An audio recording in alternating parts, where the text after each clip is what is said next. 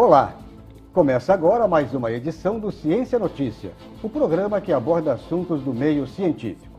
Nossa conversa de hoje é sobre as práticas para ter uma vida saudável, doenças silenciosas e remédios naturais, e ainda os bons hábitos para ter qualidade de vida e muito mais. Lembrando que este programa é veiculado em nosso canal do YouTube e também no SoundCloud, Facebook e por emissoras de TV e pela rádio.ufsc. Eu sou Valdo Santos e o Ciência Notícia já está no ar.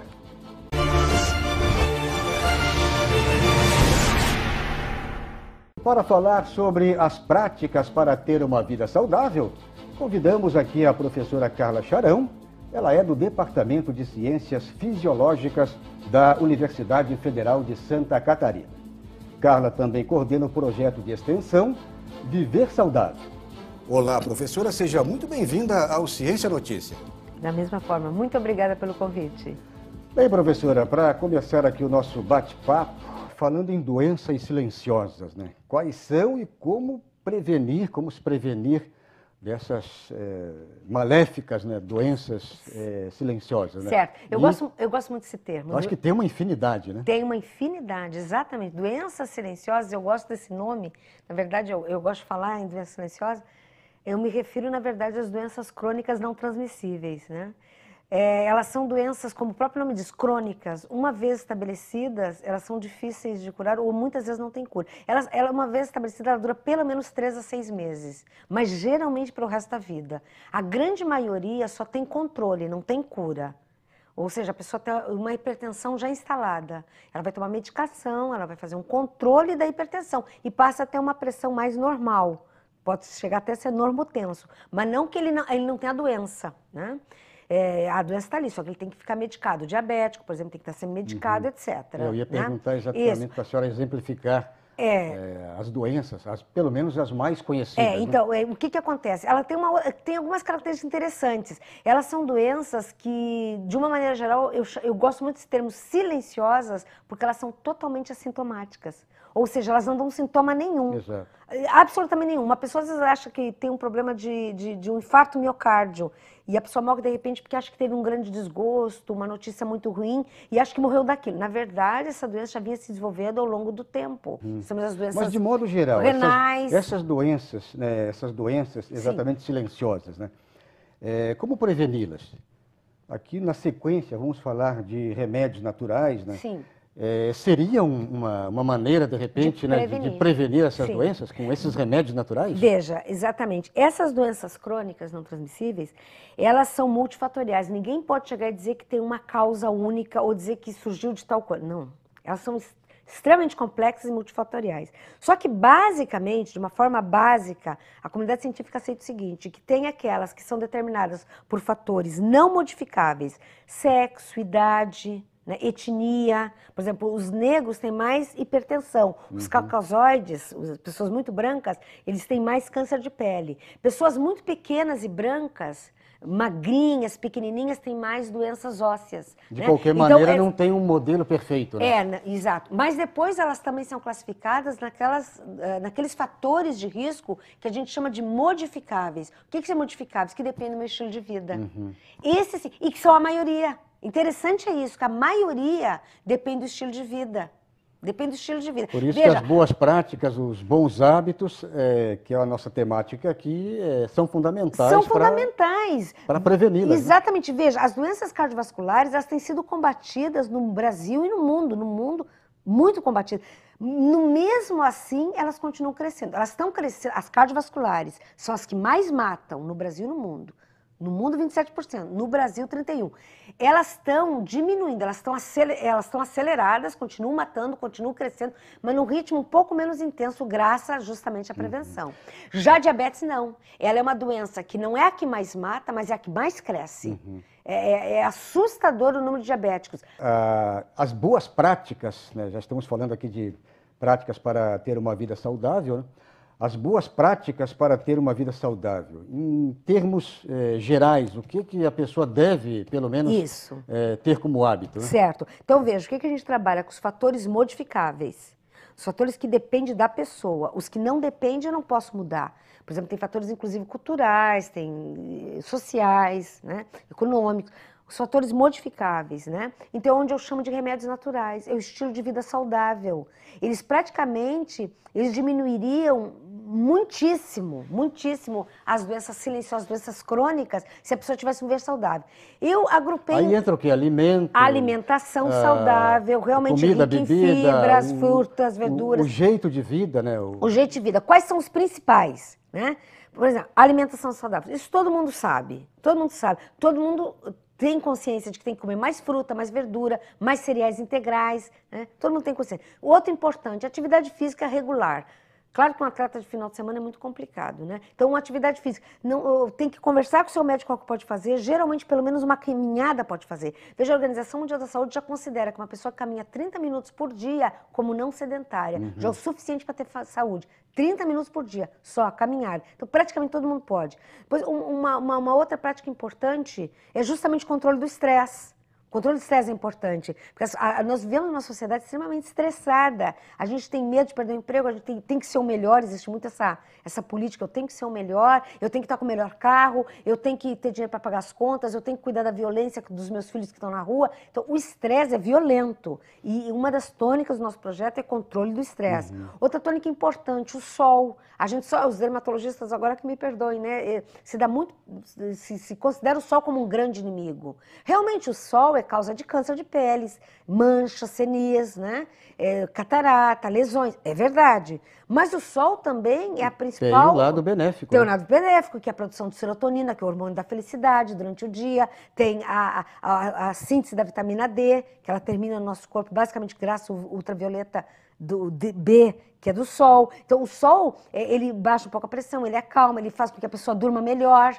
Depois a gente tem a água, veja, já tomei 2 copos nos intervalos. Vamos né? falar um pouco mais sobre a água, sobre os sucos água na sequência. Agora, professora, para fechar esse bloco, já que estamos com o tempo estourando, a questão de relaxamento, a questão do sono, a importância do sono, o relaxamento depois de atividades estressantes. Então, para fechar rapidamente, a importância, né, dessas duas, eu diria, esses 2 aspectos. Né? Certo. Então, o sono é fundamental, porque quando a gente dorme, na verdade, a gente está repondo as nossas energias, a gente está, inclusive, consolidando o que a gente aprendeu ao longo do dia. O sono é extremamente importante. Impossível a gente descrever aqui a importância do sono em tão poucos minutos, mas ele é fundamental. Então, ele acalma o sistema nervoso, repõe as nossas energias.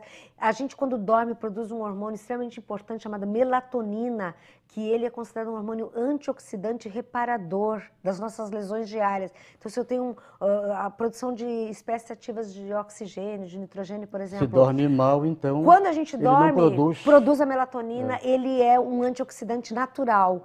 O sono é fundamental para que a gente tenha uma cognição perfeita no outro dia, atenção. Muito bem, estamos falando com a professora Carla Charão, do Departamento de Ciências Fisiológicas da Universidade Federal de Santa Catarina, que também coordena o projeto de extensão Viver Saudável. A nossa temática de hoje é práticas para ter uma vida saudável. Vamos fazer um rápido intervalo e você confere a seguir alimentos ideais para uma vida saudável. Tudo isso e muito mais aqui no Ciência Notícia, que faz um rápido intervalo e volta já.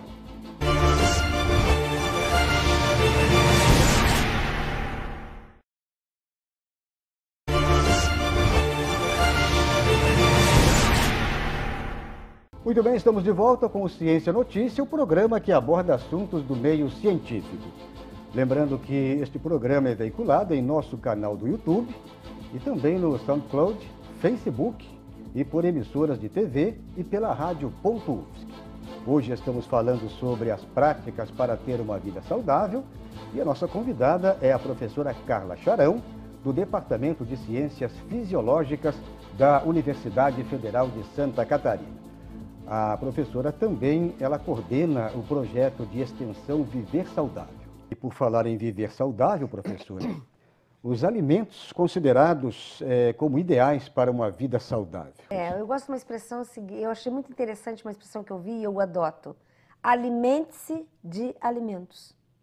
Alimente-se de alimentos. Ou seja, qual é o alimento ideal? In natura, Um alimento que geralmente eu vou buscar é em feira ou no meu pátio, um alimento que não seja industrializado de uma maneira geral. Os alimentos industrializados são ricos em conservantes, em antioxidantes, em muito sal, glutamato, que dá aquele sabor maravilhoso, que isso tudo é prejudicial. Então, os alimentos, que já assim, de uma forma bem direta, são os alimentos de verdade, são as frutas, são as verduras, são os cereais integrais. Aqui, tudo que é integral, o milho, o aipim, tudo isso é integral. Aquele o arroz alimento integral. que não é industrializado e aquele alimento que, pelo menos, eu diria assim, sem agrotóxicos, Exatamente. Sem nenhum tipo de agente químico. Né? Exatamente. Veja, Florianópolis nós moramos no céu.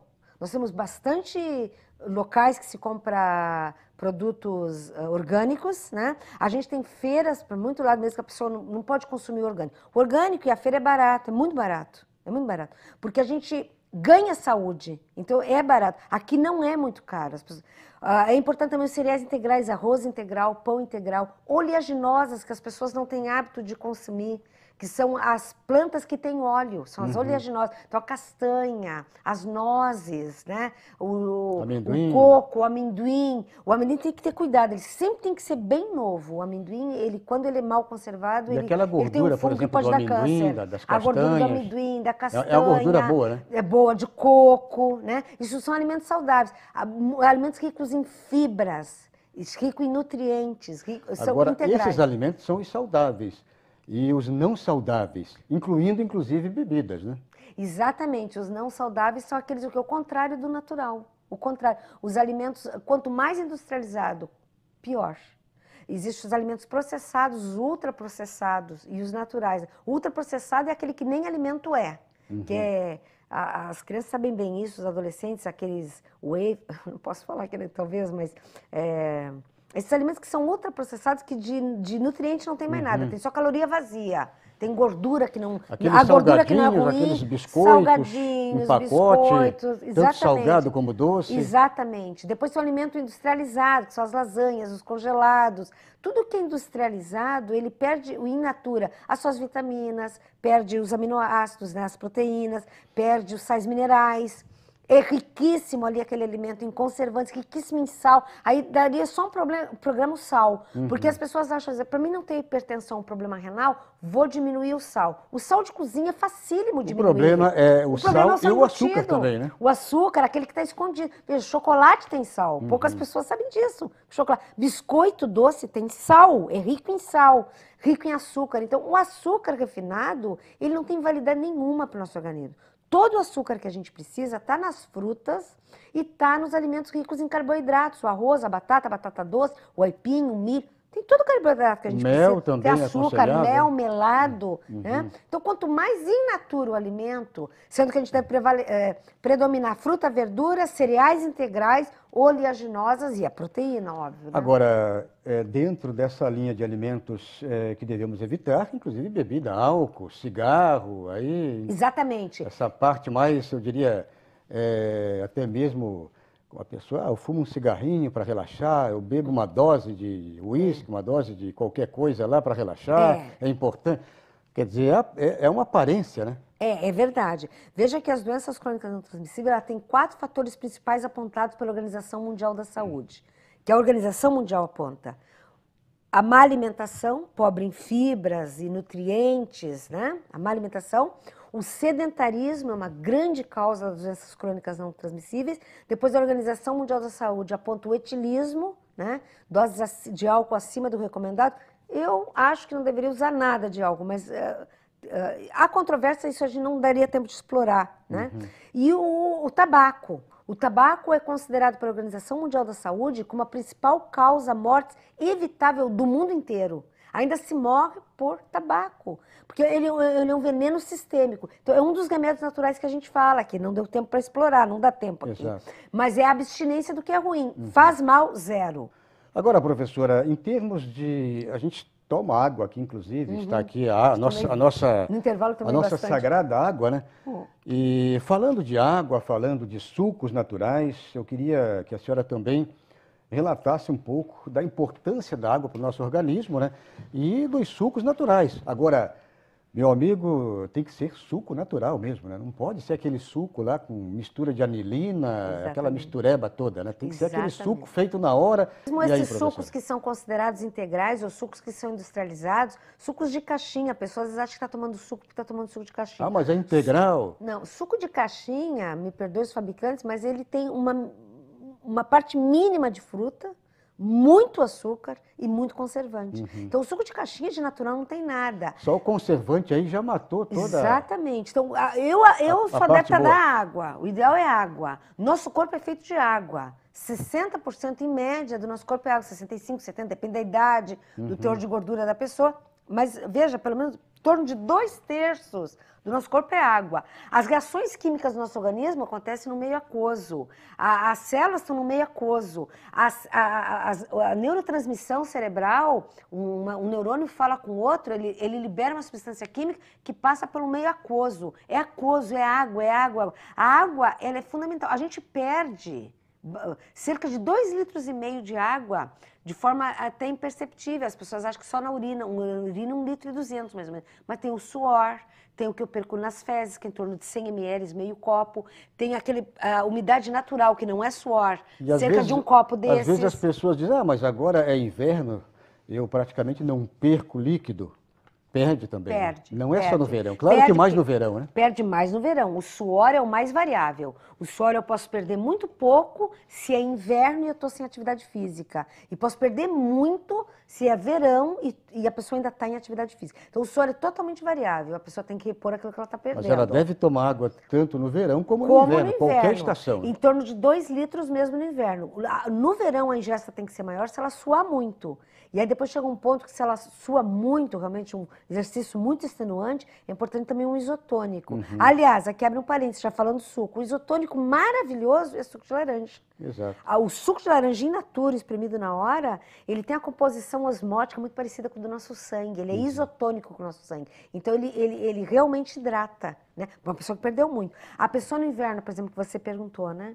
Então, a gente tem a perda imperceptível da pele, a gente tem nas fezes, a gente tem na respiração, mais ou menos um copo igual a esse. Só o fato de respirar, nós perdemos um copo igual a esse, né? A gente tem a urina, que é cerca de 1 litro, 1,2 litros. Nós temos a perda pelo suor, mesmo, um pouquinho mesmo no inverno. A gente tem muita perda de água, então tem que repor. Obviamente que no verão, muito mais. Exato. Muito bem, estamos falando com a professora Carla Charão, do Departamento de Ciências Fisiológicas da Universidade Federal de Santa Catarina, que também coordena o projeto de extensão Viver Saudável. A nossa temática de hoje é práticas para ter uma vida saudável. Vamos fazer um rápido intervalo e você confere a seguir comida convencional, vegetariana ou vegana. Tudo isso e muito mais aqui no Ciência Notícia, que faz um rápido intervalo e volta já.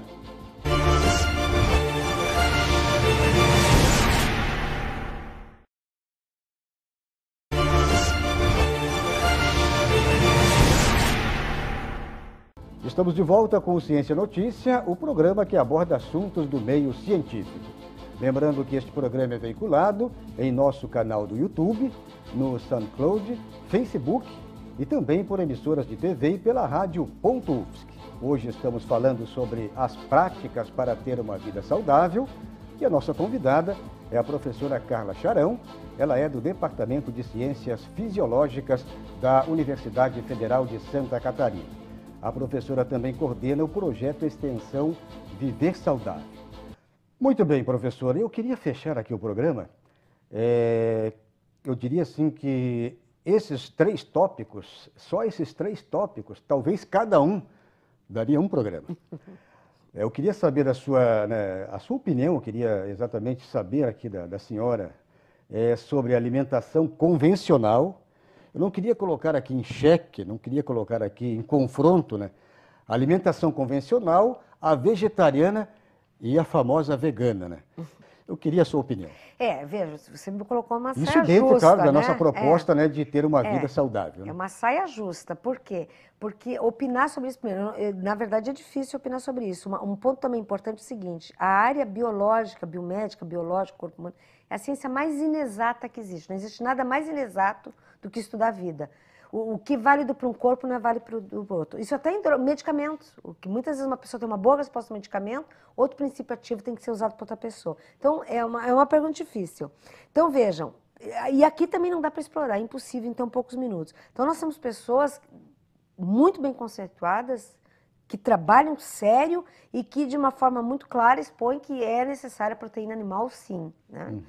Já tem outras pessoas que estudam e dizem que ela não é tão importante assim, que a proteína vegetal é suficiente. Então é difícil a gente colocar uma opinião, não é minha especialidade, né? Não é minha área. E tem o lado cultural, quer dizer... lado cultural. O sul aqui do Brasil, principalmente o nosso estado aqui, o estado vizinho aqui é o nosso, Rio Grande do Sul, que consome... Muita carne vermelha, muita carne. País, Argentina, Uruguai. Exatamente. Né? Qualquer pessoa que vai para o exterior sabe que a gente paga uma fortuna por um prato e vê uma miséria de carne. Exato. Aqui é cultural, tem que ter muita carne, principalmente no sul do Brasil, bem lembrado. Então, vejam, na verdade a gente tem que lembrar que boa parte da população do mundo é vegetariana. Exato. Eu, pessoalmente, fui. Né? Foi a época que eu mais tive saúde. Eu olho com bons olhos. Meus filhos nasceram vegetarianos, se criaram um bom tempo vegetariano. Na verdade, eu acho que a carne faz mais mal do que bem, principalmente a vermelha. Né? Eu acho, professora, que o interessante aqui, já que a gente não vai se aprofundar muito, é exatamente um conceito mais da sua área, da fisiologia, da sua área, no caso, que trabalha com o lado fisiológico mesmo. Quer dizer, o que tem de bom, eu diria assim, de bom e, não diria maléfico, né? Mas o outro lado. A gente é considerado um animal. Três. Nós somos considerados um animal omnívoro. O que é um animal omnívoro? Que se alimenta de proteína animal e os vegetais, né? Por que é considerado? Mas várias coisas têm que ser consideradas. Então, o tipo de dentes. Nós não temos garra, nós não temos os caninos tão acentuados, então nós não temos como carnívoros. Mas não temos incisivos tão compridos como um vegetariano, como um herbívoro, né? Então nós temos uma dentição mais parelha, né? Mas nossa dentição está mais para... não condiz tanto com a alimentação carne. Também a gente não tem glândulas de amônia, que o animal tem. A gente não tem garras, como o animal carnívoro tem. Né? A gente não tem garras, o animal carnívoro tem. O tamanho do intestino. Nosso tamanho do intestino não é de um herbívoro, mas está muito longe de um carnívoro, porque o intestino do carnívoro é curto e uma luz enorme, justamente para que a carne fique pouco tempo ali. O tipo de processo da carne no intestino é putrefação. E os alimentos vegetais, eles são fermentação. Né? Então, é um tipo é diferente. Então, o humano está mais para o vegetal, do que para o carnívoro. Né? Como eu digo, não é a minha área. Para mim, eu acho que estaria mais para o vegetarianismo. Né? Como eu disse, eu tinha muito mais saúde, tinha muito menos peso, tinha muito mais energia quando eu pessoalmente era vegetariano. Você teve, então, essa experiência como fui vegetariana quase 10 anos. É uma experiência eu tinha que lutar com a balança para não ficar magra demais e energia o dobro que eu tenho hoje. Né? E com energia, saudável. Muito saudável, então, muito é um depoimento bastante importante de uma pessoa que é profissional, né, da área, podemos dizer da área da saúde, né? Sim, trabalha da saúde, com saúde, a área básica, a parte básica da saúde. E foi, quer dizer, eu não diria cobaia, mas vivenciou algo diferente do tradicional. Na verdade existe muito mito em torno da proteína animal também, né? Claro que nesse momento muito nutricionista está olhando e dizendo, não é bem assim, precisa da proteína animal. Mas, ao mesmo tempo, a gente vê que muitas pessoas no mundo são vegetarianas e vivem muito bem, obrigado. Né? Como eu digo, não é a minha área, também eu fiquei numa saia justa com essa sua pergunta, né? Mesmo que ele não poderia explorar aqui em tão pouco tempo, né? Mas, assim, a minha opinião pessoal, já que você perguntou a minha opinião pessoal, eu olho com bons olhos. Até tenho vontade de voltar a ser vegetariana. Já praticamente não uso carne vermelha. Quem sabe futuramente a gente faz um próximo programa. Exato. E você já voltando ao... Eu até tive uma história, um período... Ao lado vegetariano. Eu tive um período que eu tive uma anemia muito profunda e fiz tratamento e nada resolvia, absolutamente nada resolvia. E isso há muitos anos atrás, quando eu me tornei vegetariana. Realmente tratei mais de quase 2 anos e nada me fazia elevar o meu hematócrito, estava sempre com anemia. E aí eu resolvi ser vegetariana e comer tudo integral e não tomei mais medicação nenhuma. Eu recuperei em 1 mês. Em 1 mês eu estava com hematócrito normal. Então está aí um ótimo exemplo. Um exemplo, Mas agora, tudo integral. Tudo integral. Arroz, pão, melado. Devidamente né? Suco de uva in selecionado. natura, suco de uva vindo da serra, orgânico, 100% integral. Frutas. Né? Fruta, verdura, legume. E muita água. Proteína, oleaginosas e muita água. Muito bem. Chegamos aqui ao final do Ciência Notícia, o programa que aborda assuntos do meio científico. Hoje falamos sobre as práticas para ter uma vida saudável, com a nossa convidada, a professora Carla Charão, do Departamento de Ciências Fisiológicas da Universidade Federal de Santa Catarina.